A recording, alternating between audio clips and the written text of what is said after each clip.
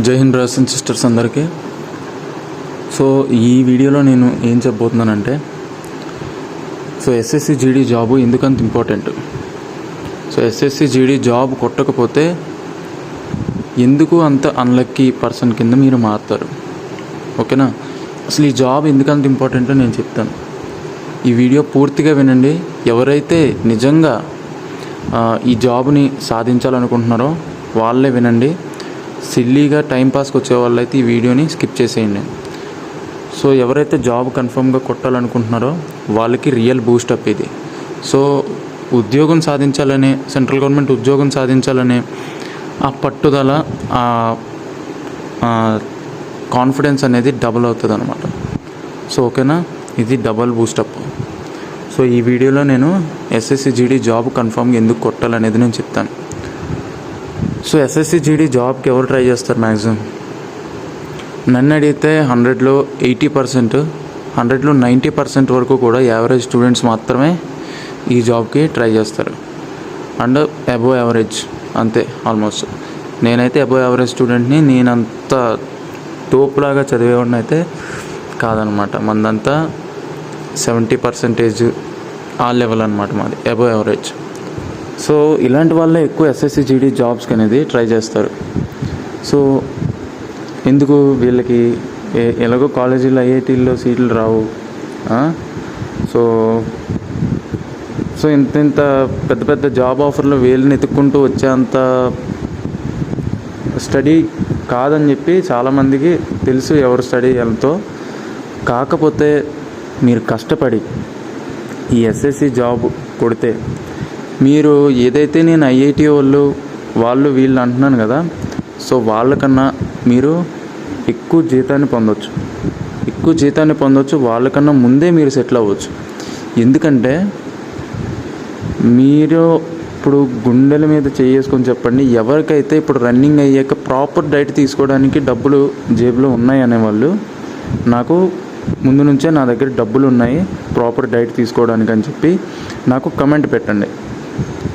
So and ఇంకొకటి ఆలోచించండి, ఎవరి దగ్గర అయితే కనీసం ఒక 200-300 రూపీస్ కూడా పాకెట్లో లేవో, కనీసం డైట్ తీసుకుందామన్నా ఒక 200-300 రూపీస్ కూడా ఎవరికైతే పాకెట్లో లేవో వాళ్ళు కూడా నాకు కామెంట్లో పెట్టండి అనమాట.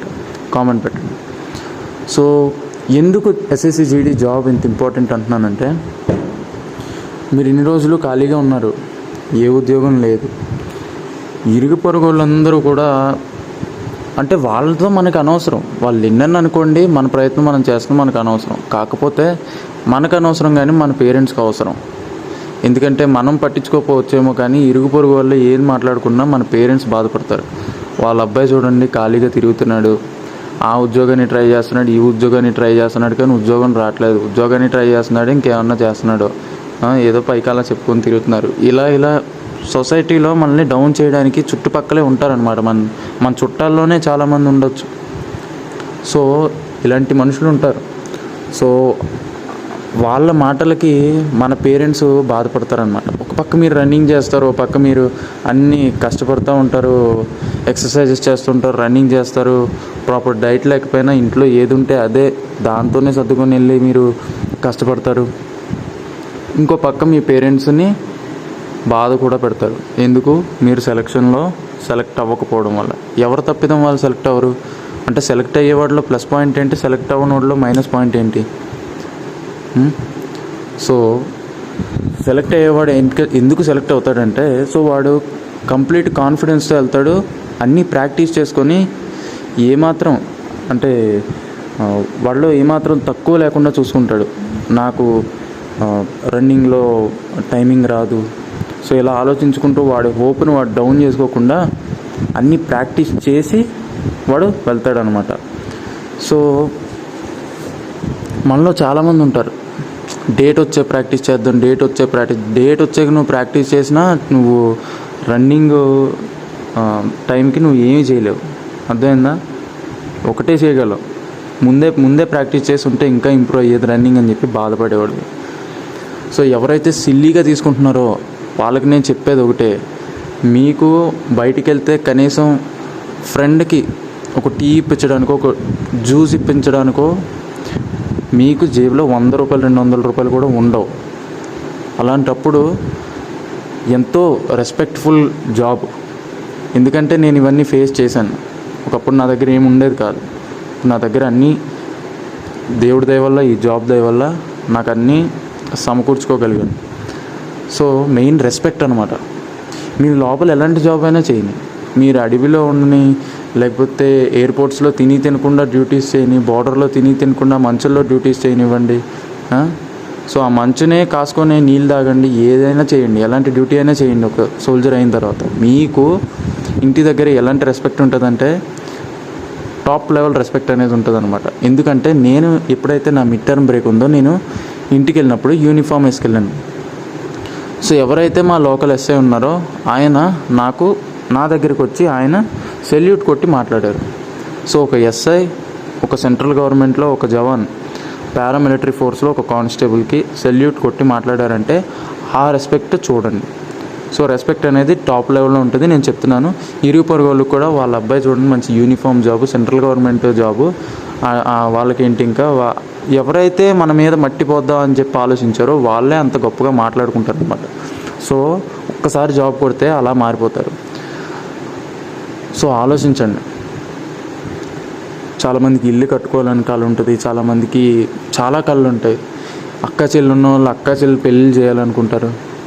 సో నిజంగా ఇంకా అప్పులు ఉన్న వాళ్ళు అప్పులు తీర్చాలి, మా పేరెంట్స్కి బర్డెన్ తగ్గించాలి అనుకుంటారు. ఇలా ఎవరైతే ఆలోచిస్తారో పక్కా ఈ నోటిఫికేషన్ని సీరియస్గా తీసుకోండి. ఎగ్జామ్ అనేది మీరు ఎన్నో లక్షల మందిలో పాస్ అయ్యారు. సో ఆ ఆప్షన్ ఏదైతే మీకు ఆ ఛాన్స్ వచ్చిందో ఆ ఛాన్స్ని వేస్ట్ చేసుకోవద్దు. దయచేసి ప్రాక్టీస్ చేయండి అండ్ రన్నింగ్ ఎలా అయినా పాస్ అవ్వండి. ఓకేనా? అండ్ నేను ప్రతిదీ టిప్స్ చెప్తూ ఉంటాను. సో ఇదన్నమాట. ఎవరికైతే ఇప్పుడు దాకా ఇజ్జత్ లేదు, రెస్పెక్ట్ లేదు అంటే, రెస్పెక్ట్ అందరికీ ఉంటుంది కానీ పక్కనోడు మనకి ఇస్తేనే దాన్ని రెస్పెక్ట్ అంటాము. సో ఈ జాబ్ కొడితే రెస్పెక్ట్ వస్తుంది, మీకు శాలరీ వస్తుంది, మంచి శాలరీస్ వస్తాయి. ఎందుకంటే ఇప్పుడు ఐఐటి టాప్ స్టూడెంట్స్ అన్నాను కదా, వాళ్ళు ఒక టాటా కన్సల్టెన్సీ లాంటి పెద్ద కంపెనీస్లో జాబ్ కొట్టిన టాటా కన్సల్టెన్సీలో 18,000 స్టార్టింగ్ ఇస్తున్నారు. ఇంకా కొన్ని టెక్ మహీంద్రా అలాంటి వాటిల్లో 25 to 30 ఇస్తున్నారు. సో ఇంక్రిమెంట్ అవ్వాలంటే మీరు 5-6 సంవత్సరాలు మళ్ళీ బాగా కష్టపడాలి. సో ఒక ఎస్ఎస్సి జీడీలో కానిస్టేబుల్ ఫస్ట్ శాలరీ ఆ బయట కంపెనీ వాళ్ళు రీచ్ అవ్వాలంటే, సో ఎవరైతే సాఫ్ట్వేర్ ఎంప్లాయీస్ ఇప్పుడు జాయిన్ అవుతున్నారో, సో ఎవరైతే బయట ఉద్యోగం చేసే వాళ్ళు రీచ్ అవ్వాలంటే మినిమం ఒక 7-8 years కష్టపడాల్సి అయితే ఉంటుంది. సో వాళ్ళలో కూడా స్కిల్స్ ఉంటే ముందుకెళ్తారేమో, కానీ ఒక నార్మల్గా అదే కంపెనీలో ఉంటూ మీ ఫస్ట్ శాలరీని వాళ్ళు రీచ్ అవ్వాలంటే వాళ్ళకి 7 years టైం పక్కా పడుతుంది. అలాంటిది మీకు ట్రైనింగ్లోనే మంచిగా మీరు సంపాదిస్తారు. నేను చెప్తున్నా కదా, మీరు ట్రైనింగ్లోనే మంచిగా సంపాదిస్తారు. అండ్ ఎప్పుడైతే మీకు ట్రైనింగ్ అయి పోస్టింగ్ పడుతుందో, సో మీకు 60-70 వేలు అనేవి పక్కా వస్తుంది శాలరీ. ఓకేనా? సో ఎక్కడ జేబులో 100 రూపాయలు లేనివాడికి 60-70 వేలు చేతిలోకి వస్తున్నాయంటే అది మామూలు విషయం కాదు. సో మీరు అనుకుని మీరు నెగ్లెక్ట్ చేసే ఈ రన్నింగు, ఓకేనా, మీరు డేట్ వచ్చాక ప్రాక్టీస్ చేద్దాం అనుకున్న ఈ రన్నింగు, సో ఈ రన్నింగే మీకు అన్నిటికీ కారణం అవుద్ది.